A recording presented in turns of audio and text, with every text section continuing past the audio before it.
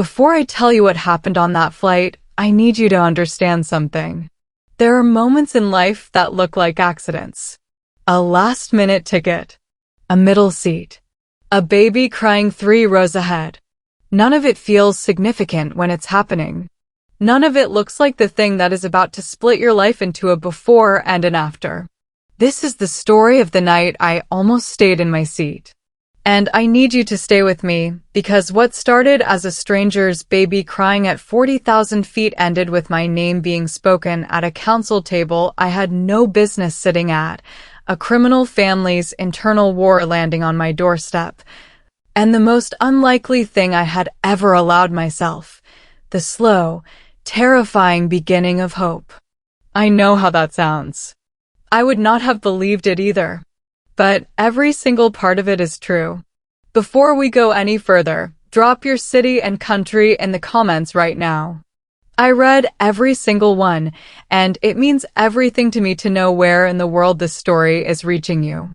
And if you are not yet subscribed to this channel, please do it before this story is over, because the moment everything changes, you will not want to have missed how we got there.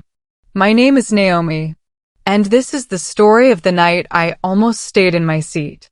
The plane was 3 hours into the flight from Seoul to Chicago when the crying started. I know the exact moment because I had been counting everything on that flight, the minutes, the rows, the number of times the passenger in front of me shifted in his seat. Grief does that. It turns you into someone who counts things as if precision can substitute for the kind of control you've actually lost. The baby had been crying for 43 minutes. Not the soft, tired crying of an infant who needed settling. The raw, escalating kind that builds past hunger and past discomfort into something that sounds like genuine distress. I was a NICU nurse for 6 years. I knew every register of that sound. The frequency coming from 2 rows ahead was the one that used to make me move fast.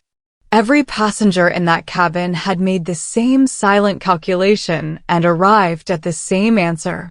Not my baby. Not my problem.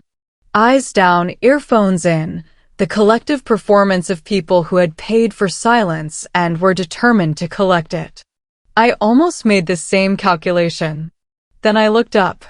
The man holding the baby was broad-shouldered and dark-suited with traditional ink crawling up his neck above a white collar. His jaw was set so tight it looked like it could shatter. He held the infant with the rigid, terrified focus of someone who had never done this before and knew, completely, that he was failing. 2 men sat beside him like shadows that had learned to breathe, positioned in the specific way of people who are paid to make problems disappear. Not a single passenger was looking at him directly. I looked at the baby instead. And the moment I did, my whole body went cold. The infant's lips had a faint bluish tinge around the edges. Barely visible. The kind of detail you would never notice unless you had spent 6 years in a NICU learning exactly what that color meant and exactly how little time you had when you saw it. My name is Naomi Carter. I am 34 years old. I am a Black single mother from the south side of Chicago. I had buried my daughter, Maya, 7 months before I boarded that flight. She was 5 months old when she died, sudden infant death syndrome. No warning, no reason, just a Monday night that I tucked her in and a Tuesday morning that I woke up to silence. I had quit nursing the week after her funeral. I had gone to Seoul to visit my college roommate because it was the first thing anyone had suggested that I had been able to make myself do. I was on that plane going home to an apartment where my daughter's nursery was still intact behind a door I had not opened since January. I had no business standing up. Everything about that man, the ink, the guards, the silence of an entire cabin full of people who had all looked and looked away, said, "Stay in your seat, Naomi. Stay in your seat and count the minutes and get home." I unbuckled my seatbelt. I got to the end of my row and one of the men beside him shifted. Not aggressively. Just with the smooth, coordinated awareness of someone trained to notice when anyone entered a specific radius. He didn't stand. He didn't speak. He looked at me with eyes that delivered a message with complete clarity and zero words. I didn't stop. I said, in the voice I used to use in the NICU at 3 in the morning, the one that cut through panic the way a clean blade cuts through anything, that baby is not just hungry. Something is wrong with his breathing. The man holding the infant looked up. His gaze was physical. Dark, absolutely still, the kind of eyes that were accustomed to making people look away first. I didn't look away, not because I was brave, but because I was looking at the baby. I said, I am a NICU nurse. When did he last eat? Has he had a fever in the last 12 hours? Something shifted in the carved stillness of his face. Not softness, something harder than softness. The hairline crack that appears in something very strong right before it decides to trust weight to it. He answered. Short, factual, controlled. His name was Gene Park. His voice was low and precise, with a Korean accent softened by years in America. The baby's caretaker had collapsed at the airport before departure. He had been alone with his son for 5 hours. The boy had refused every bottle. He had been crying for 43 minutes. His son's name was Eli. He was 3 months old. He said it, his son, without looking away from me. Like he was still deciding whether I was safe. I looked at Eli's lips again. I said, I can help him. But I need somewhere with less pressure on his airway. Can one of your men ask a flight attendant to open the rear galley? Gene looked at me for 2 full seconds. Then he spoke quietly in Korean to the man on his left, who stood immediately and moved toward the back of the plane. In the rear galley, with a flight attendant standing discreetly at the curtain, I worked. My hands remembered everything grief had tried to make them forget. I repositioned Eli, cleared a partial blockage in his tiny nostril that had been turning every breath into a struggle, regulated his temperature with a damp cloth, and held him in the specific way that 6 years of NICU training had drilled into my body until it became instinct. Within 4 minutes, Eli's lips were pink. Within 6, he was quiet. The silence that followed felt like the entire plane had been holding one long breath and finally let it go. Gene looked at his son's face, peaceful, eyes closing, and something moved through his expression that he clearly did not know was visible. Raw and open and young in a way that nothing else about him was. He looked up at me. He said, "Who are you?" Before I could answer, his phone buzzed. He looked at the screen, and the color left his face entirely. He stepped to the far end of the galley and took the call with his back to me, speaking in Korean in a voice too low and too controlled to follow. I stood holding Eli, who had fallen into the deep, collapsed sleep of a baby whose body had been fighting for too long and had finally, completely, stopped. He was lighter than Maya had been, and heavier than anything I had held in 7 months. When Gene came back, the controlled exterior was restored. But something behind it had shifted in a way that the exterior couldn't fully cover. He reached for Eli with hands more careful than his whole appearance suggested. He transferred the baby without waking him. Then he reached into the inside pocket of his jacket and held out a card. I almost didn't take it. The part of me that had spent 7 months learning that connections led to pain said to leave it. Say you're glad you could help. Walk back to seat 34B, close your eyes, and get home. Then he said, my son has not had a proper feeding in 9 hours. The pediatrician I have reached will not be available until morning. He wasn't asking. He was stating facts, the way someone does when they are not built for asking and haven't fully figured out how to start. I looked at Eli's sleeping face. The pink in his lips. The small fist curled against Jin's collar. I took the card. I said, when we land, call me. I'll come and do a proper assessment. After that, I'll give you the name of the best infant feeding specialist in Chicago and you'll never need me again." He nodded once. I went back to my seat.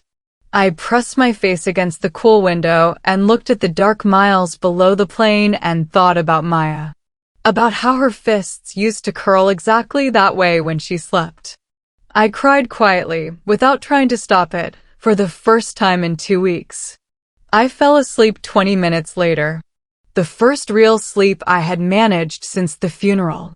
When I landed in Chicago, I had 2 things I hadn't boarded that plane with: Jin's card and the fragile, frightening feeling that my hands still knew how to do something that mattered.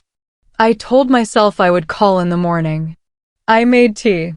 I sat in my apartment where Maya's nursery waited behind a door I had not opened since January. Jean called at 9 that night. I answered on the second ring. I want to be honest about what I was carrying off that plane, because it matters for everything that came after. Maya Rose Carter was born on a Tuesday in August, 5 months and 11 days before the morning I woke up and found her gone. The doctors used careful, clinical words that were supposed to provide something: closure, understanding, a frame to put around the unframeable. What they told me was that there was no reason. Nothing I had done. Nothing I could have changed. It simply happened. What they could not tell me was how to put my hands somewhere useful every morning when the first thing my body remembered was that she was not there. I had been a NICU nurse. My entire professional identity was built on the belief that skilled hands and fast thinking kept small lives going. And the one small life I would have given absolutely everything to keep, I had put her to bed on a Monday and never seen her open her eyes again. The guilt was not rational. I knew that. My grief counselor had said it in 12 different ways across 14 sessions. But knowing something is irrational does not stop it from sitting on your chest at 3 in the morning like something with real weight. So when Jean called that evening and said Eli had been crying for 2 hours since landing, and his voice carried that carefully controlled edge of a man whose control was very close to its limit, I didn't analyze it. I grabbed my bag and went. The car that picked me up was black, unmarked, windows tinted so dark the city outside was invisible. The driver confirmed my name and did not speak again. We drove 40 minutes into a part of Chicago I had never had reason to visit, through a gate with 2 guards, down a private road lined with cameras, up to a building that presented itself as a residence, but clearly functioned as something considerably more deliberate. I stepped out. A woman was waiting on the front steps. She was perhaps 65, dressed in silk, with the composed stillness of someone who had spent decades making rooms rearrange themselves around her presence. She introduced herself as Madame Song, Jin's aunt.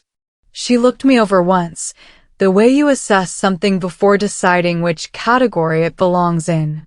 She said the family was grateful. She said arrangements for my compensation would be made. She said that would be all. Then Eli cried from somewhere above us, and my feet moved toward the sound before I gave them permission. Madame Song stepped directly into my path. She didn't touch me. She didn't raise her voice.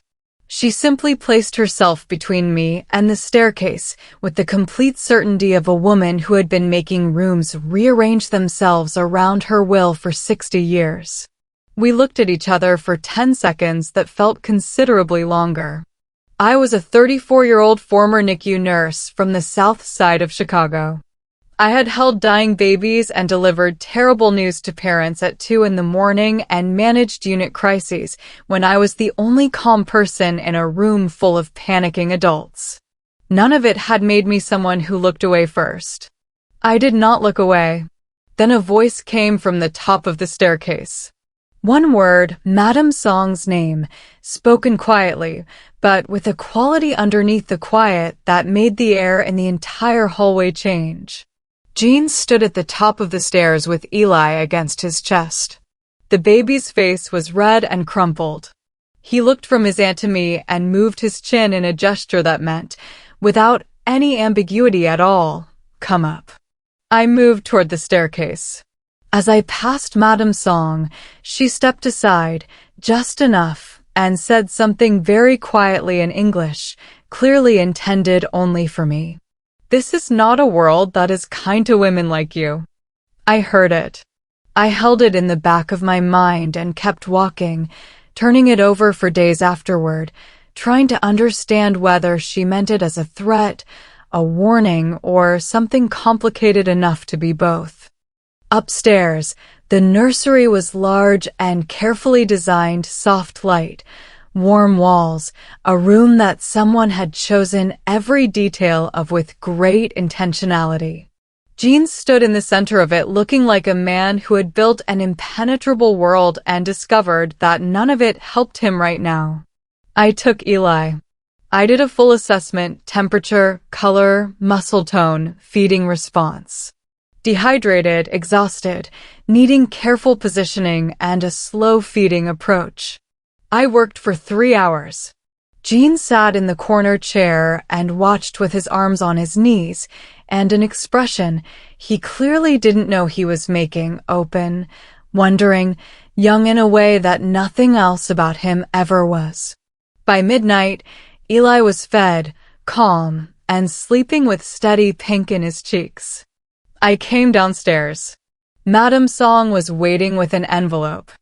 I placed it on the hall table without opening it and said, "Call me when he needs me." I walked to the front door. In the car going home, my phone buzzed with a message from a number I didn't recognize. One line only: "You should not have gone into that house." I stared at it for a long time. Then I locked my phone and watched the city pass in the dark, and I did not sleep at all that night. I told myself I wouldn't search for him.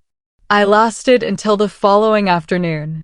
Jean Park, publicly a CEO of a shipping logistics company with offices in Chicago, Los Angeles, and Seoul. Clean website. Professional biography. Board memberships. Charitable foundations. Everything a legitimate executive was supposed to have, assembled with great care.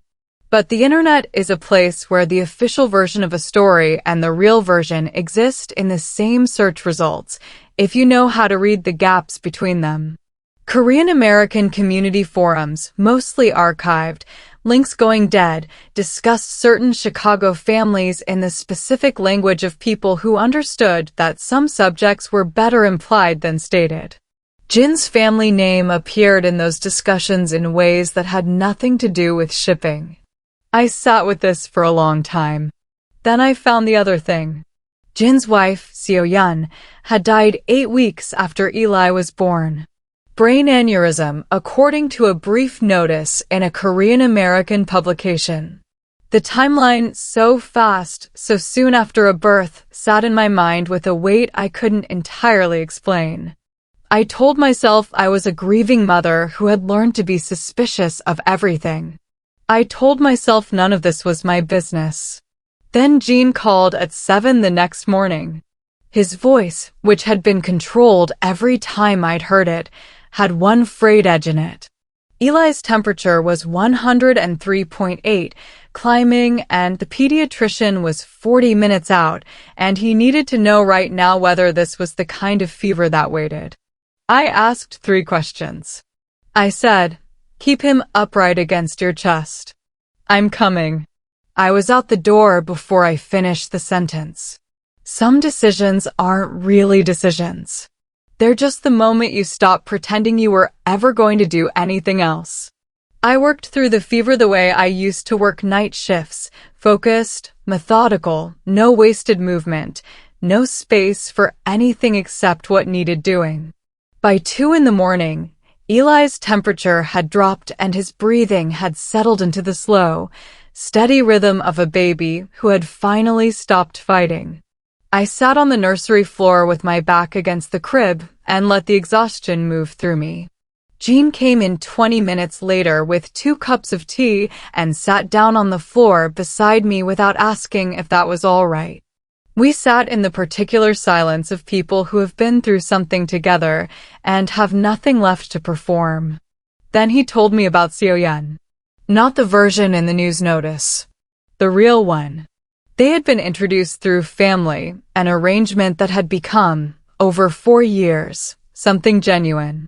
She had been funny in a way that surprised people who expected someone formal. She had chosen the world she was marrying into with her eyes fully open. She had died in a hospital room while he was in the corridor taking a call he would spend the rest of his life wishing he hadn't taken. He told it in clean, precise sentences with all the emotion pressed far beneath the surface. I recognized that way of telling. I had been telling Maya's story the same way for 7 months. I told him about Maya. I hadn't planned to, but something about the way he'd handed me the worst facts of his life, without softening them, made me do the same. We sat in silence after that for almost a full minute. 2 people on a nursery floor, carrying the same wound in different shapes. He asked if I would stay for the week to help Eli settle into a stable routine, get him feeding consistently before handing off to a specialist. The car took me home at 3:15. I stood in my apartment and looked at Maya's closed door. In the morning, I packed a bag, and I moved in that afternoon. By the time I arrived, I understood that Madame Song had already begun preparing for something I did not yet know I was walking into. The house rearranged itself around my presence in ways I didn't fully understand at first. Staff greeted me with cautious courtesy that felt like people navigating a situation nobody had briefed them on. Jin's advisors paused conversations when I entered connecting rooms. Madame Song was at breakfast every morning, watching me with the patient expression of someone waiting for a specific outcome. But Eli thrived. Within 2 days, his color was consistently healthy. His feeding schedule stabilized. His crying changed from the desperate, exhausted screaming of a baby whose needs weren't being met to the exploratory, communicative sounds of an infant discovering that the world responded to him. By day 3, he was attempting to hold his own head up with the determined effort of someone who had places to be. On the 4th evening, Jean came to the nursery and sat in the corner chair. He watched Eli with the expression he always wore in that room, open, wondering, young in a way the rest of him never was. I taught him a lullaby my grandmother used to sing on summer nights in Atlanta. He learned it carefully, self-consciously, stumbling over the melody. This man who made grown men lower their eyes, fumbling over a song like a schoolboy, I found it more moving than I knew how to account for. He taught me one in Korean his mother had sung to him when he was small. Eli fell asleep to a version of both. Then, through the wall, I heard my name. The words were in Korean. I couldn't follow them, but my name, unmistakable, spoken twice in a conversation with the pressurized quality of a controlled argument. Madame Song's voice, measured and certain. Another voice agreeing in short syllables. I lay still in the dark for a long time after it stopped. In the morning, I found Jean in his study and told him what I'd heard. He closed his laptop. He looked at me. Then he told me what he had been keeping back, and the ground shifted underneath everything I thought I understood about where I was and what I had become inside it. He explained it in facts and sequence. In the tradition of the Korean family network his family led across 3 states, a woman who entered a household and cared for the head family's child occupied a specific and ancient status. Sacred to some, a complication to others.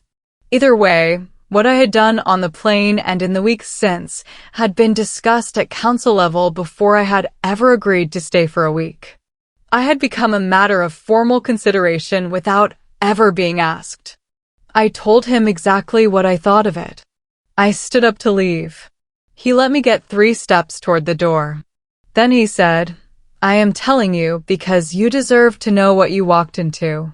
Not to keep you here, to give you the choice you should have been offered from the beginning. I turned around. I sat back down. The door opened without a knock. Madame Song stood in the threshold. She took in the two of us. Something moved across her face that wasn't the cold assessment I'd come to expect, something that looked more like a decision being made, the kind that cost something. That evening, a cream-colored envelope appeared on my breakfast tray. 2 pages of careful, professional language delivering a gracious, firm, and very clear dismissal. I read it twice. Then I walked to Madame Song's sitting room, put the envelope on her desk, and said, "If Jean wants me to leave, I will leave. But it will be Jean who tells me."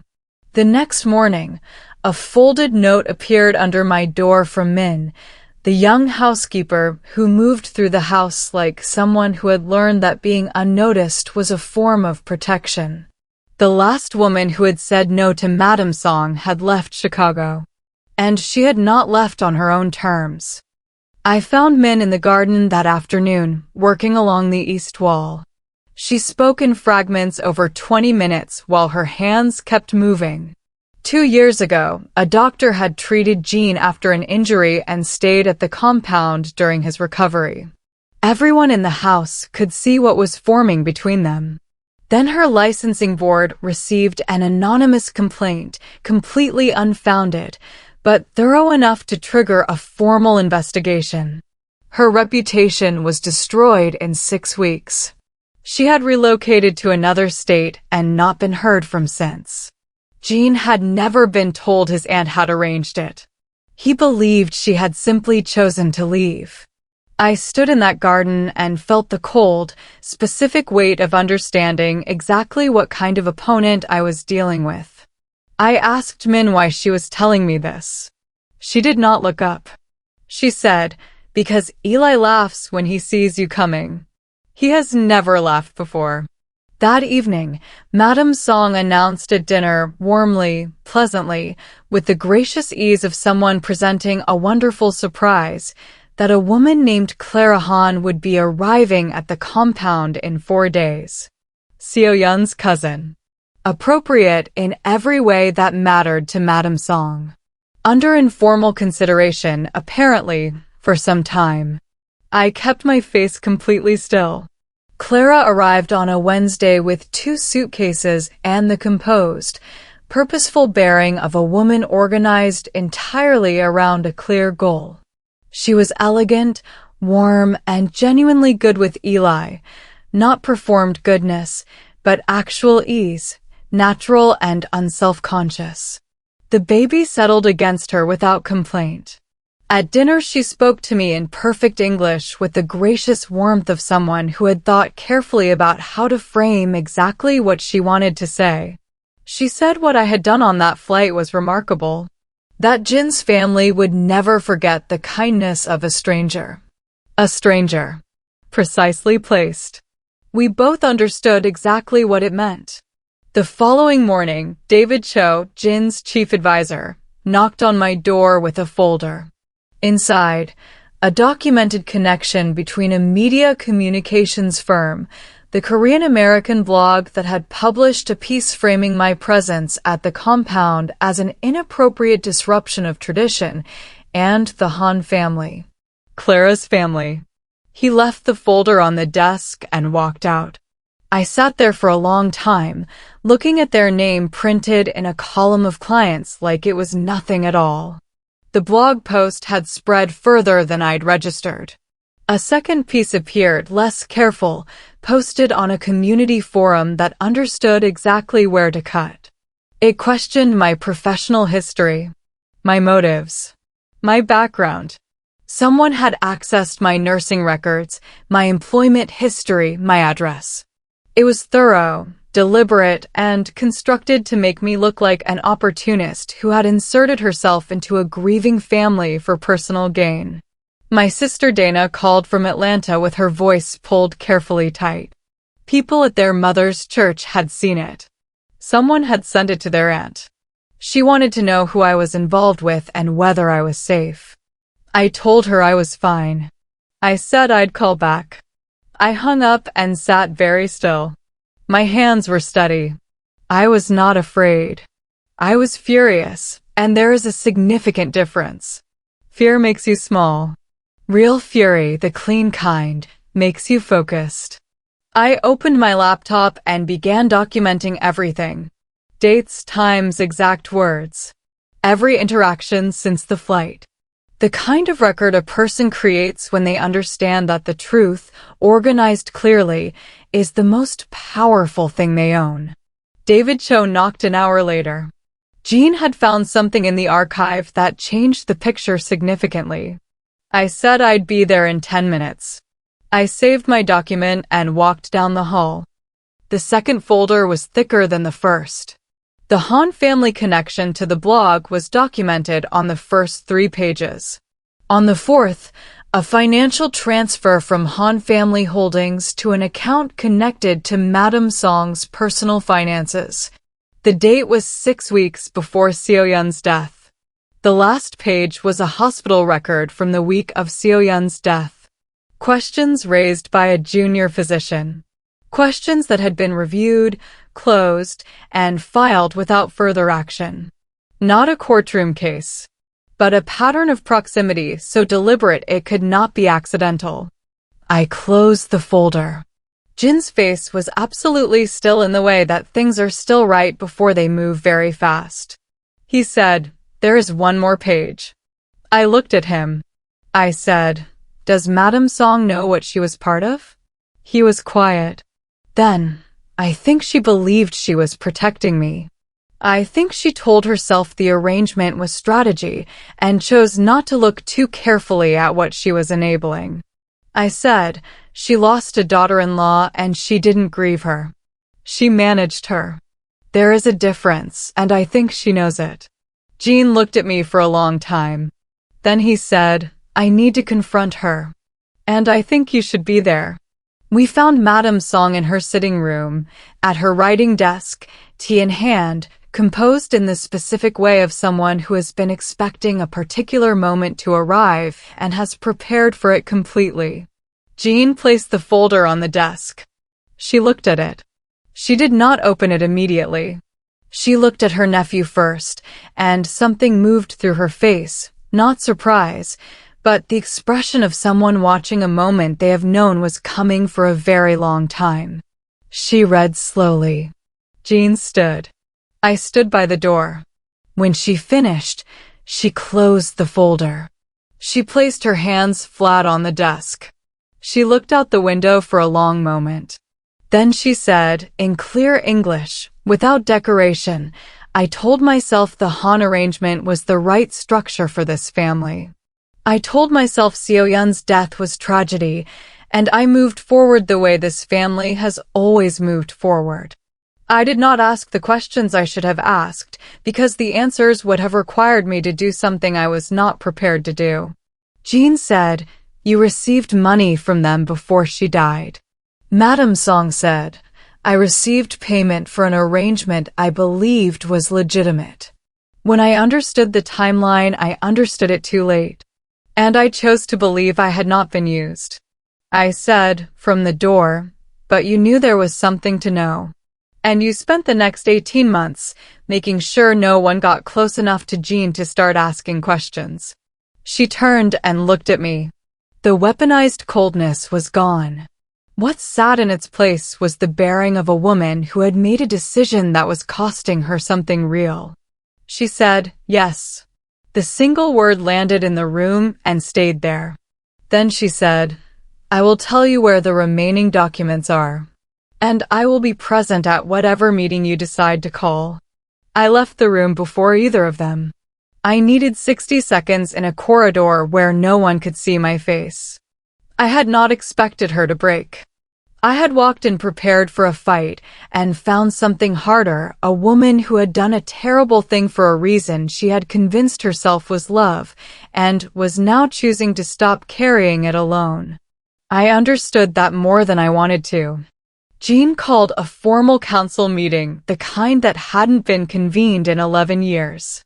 Every major family head in the network. The Han family required to attend.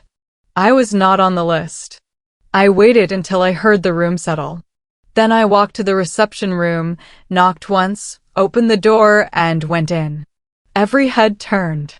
I sat down, folded my hands on the table, and said, "I'd like to hear the rest of this, if you don't mind."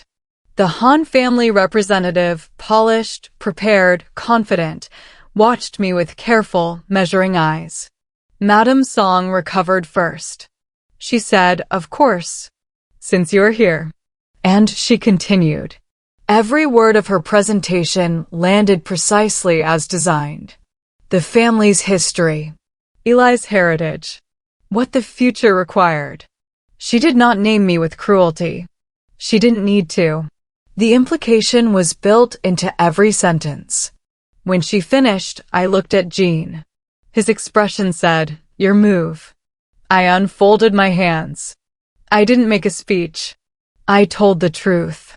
I told them about Maya. About a flight from Seoul and a baby with blue lips and a body that moved before a mind caught up. I said I had not boarded that plane with an agenda. I had helped Eli because a child was suffering and I had the specific, unlikely ability to stop it, and there was no version of me that could have sat 4 rows back and done nothing.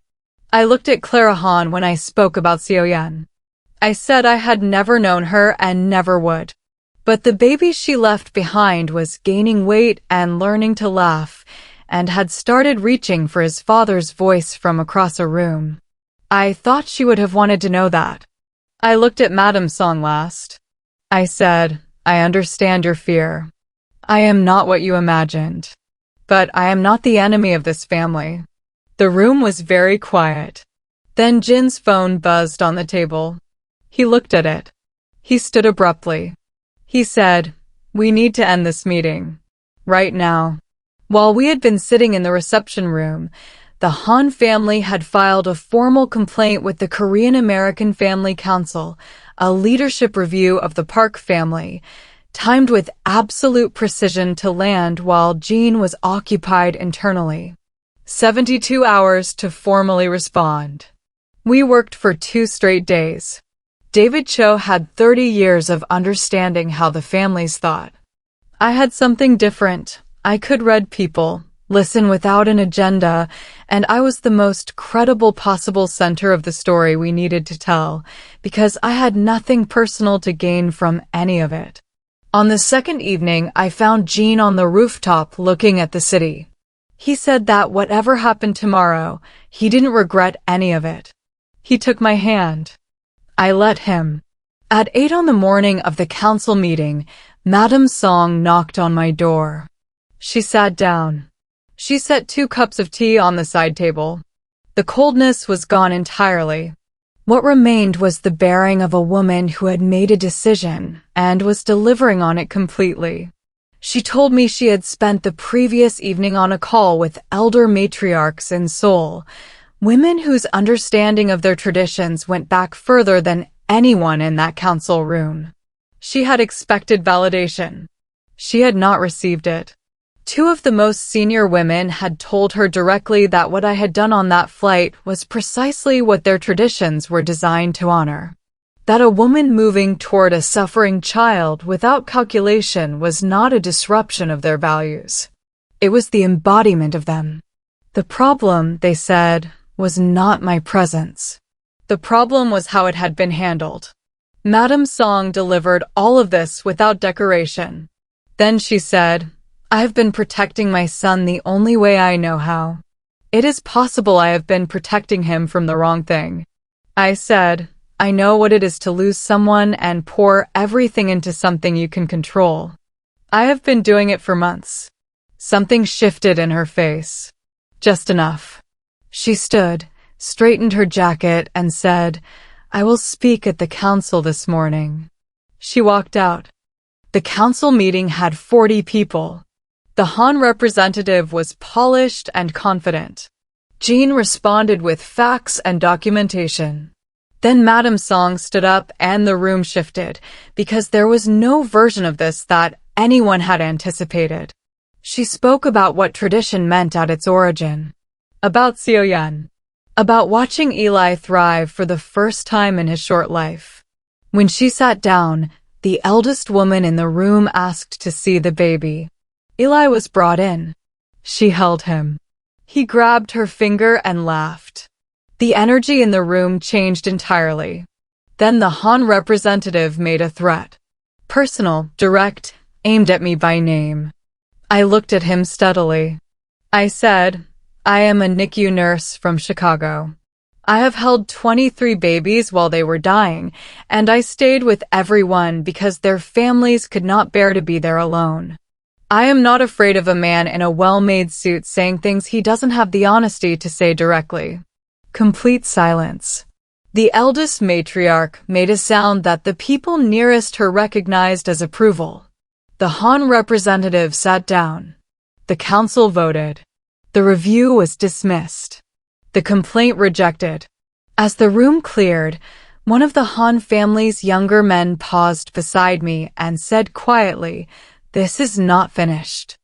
I looked at him and said nothing. I had heard that kind of sentence before. It meant they were out of moves and they knew it. 3 days after the council, the Han family showed us what not finished meant.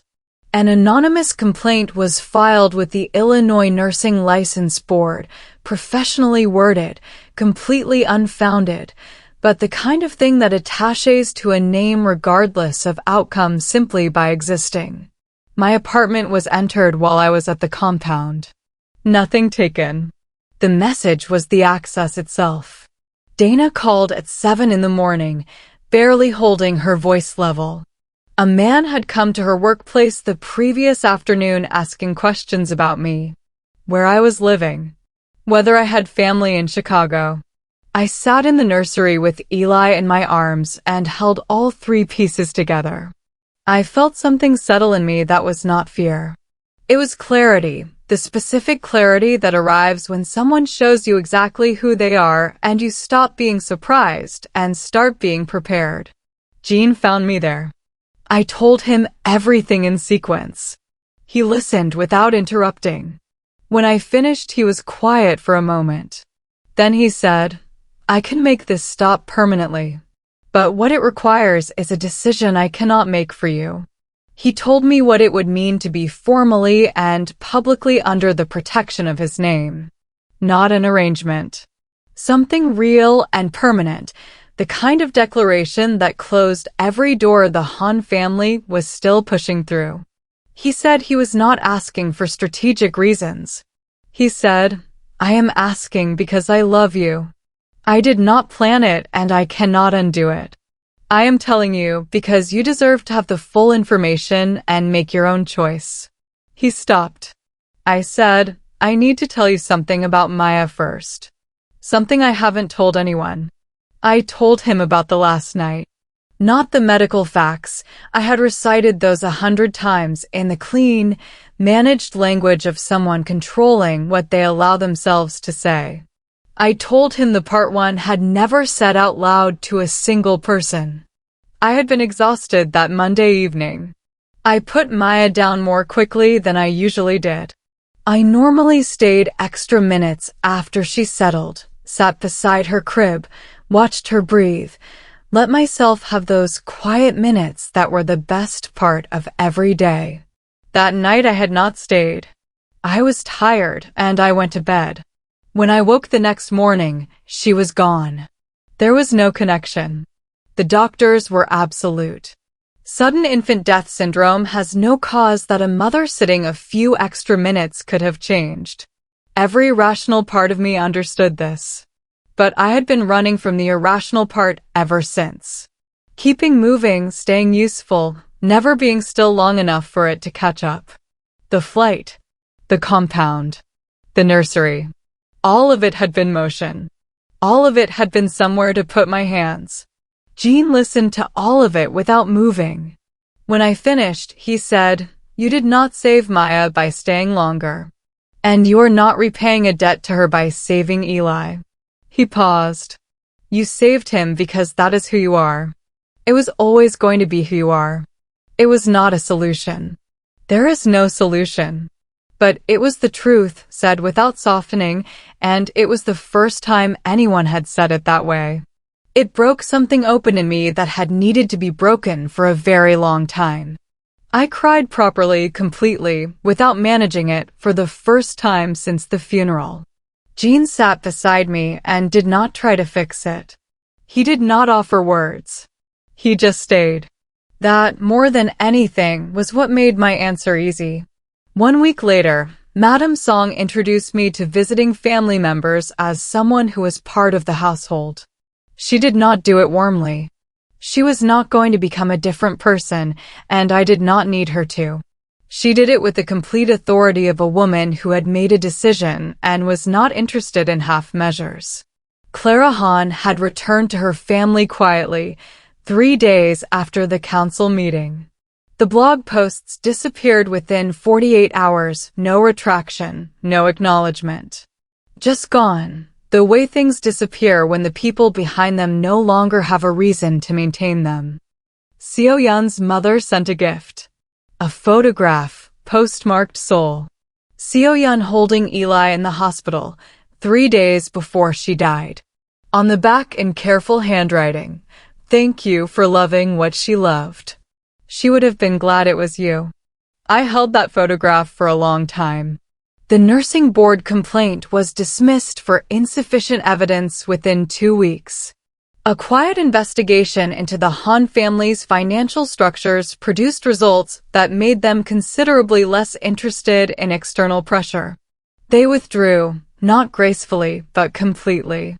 Dana stopped getting visitors at her workplace. I went back to the hospital on a Tuesday morning. New badge. New unit. The specific walk of someone who has decided to stop waiting until they feel ready. My hands shook slightly the first morning, not from fear, but from the vulnerability of returning to a place where you were once broken. By the 3rd day, I was back. Not the same version. The version that came back knew the difference between competence and invulnerability and had stopped confusing the two. I rode the train home on Friday evening and sat by the window and thought about all the moments between a flight from Seoul and this specific seat. The decisions that had looked like impulses. The impulses that had turned out to be the most consequential choices of my life. My phone buzzed. A photo from Gene, Eli sitting up on his own for the first time, furiously concentrated, absolutely committed to staying upright. I laughed so suddenly the woman across from me smiled without knowing why. That evening I went back to the compound. Not because I was summoned. Not because Eli needed me for anything specific. Because I wanted to, which was the only reason that had ever mattered. Eli was in the nursery mid-bath, committed to splashing everything within reach. He heard my voice in the hallway and made the particular sound he developed recently, not a word yet, but aimed at me with total precision. I sat on the bath mat and let him splash me and felt the specific, uncomplicated joy of being wanted by a small person who has no complicated reasons for anything. Gene found us there and sat down on the bath mat beside me. Later, I drove to my apartment. I stood in the hallway in front of Maya's closed door. The same handle, the same particular weight of dread that had lived just in front of it for 8 months. Then I opened it. I sat on the floor of her room and let all of it come. The loss, the love, the irrational guilt, the grief that had no clean ending. I sat with it until it was not smaller, but it was bearable. I stayed for a long time. Then I got up. I turned off the light. I closed the door gently. I drove back to the compound. 8 weeks after the overnight flight from Seoul, I was in the nursery on a Tuesday morning with Eli in my lap.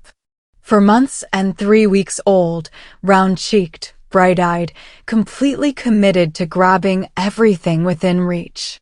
Gene came in and sat in the corner chair. Eli heard the door and turned with the sound he reserved for his father and for me. The sound that meant, "You are someone I was waiting for." I looked at this man who had handed me his son on a plane because he was out of options and who had, slowly and honestly and imperfectly, become someone I could not imagine the next chapter of my life without. He was already looking at me. Eli grabbed my finger with his whole fist, the full, unhesitating commitment of an infant who has not yet learned to hold anything gently. Jean leaned forward in the corner chair and said, "What are you thinking?" I looked at him across the room where his son had learned to laugh. I said, "I'm thinking I almost didn't get on that plane." He was quiet for a moment. Then he said, "I am very glad you did." Outside, the city moved through an ordinary Tuesday morning without knowing that inside this room, quietly, without announcement, two people who had found each other in the wreckage of their worst losses had built something that was entirely and completely theirs. Eli tightened his grip. I held on. If this story reached something in you, if it made you hold your breath, or feel something you weren't expecting, then you already know what this channel is about. We tell stories about ordinary people in extraordinary moments. About the choice you make when every rational voice says stay in your seat. About what becomes possible to feel again after the worst thing has already happened. Before you go, drop your city and your country in the comments right now. I read every single one, and it means the world to me to know where this story found you today. Whether you are watching from Lagos or London, from Atlanta or Seoul, from a quiet room at midnight or on your lunch break, tell me where you are. And if you are not yet subscribed to this channel, please hit that button right now before you close this page. The next story is already coming. It is the kind that will stop you completely and hold you all the way to the very last word. Thank you for staying. Thank you for making it all the way to the end. It means more than you know.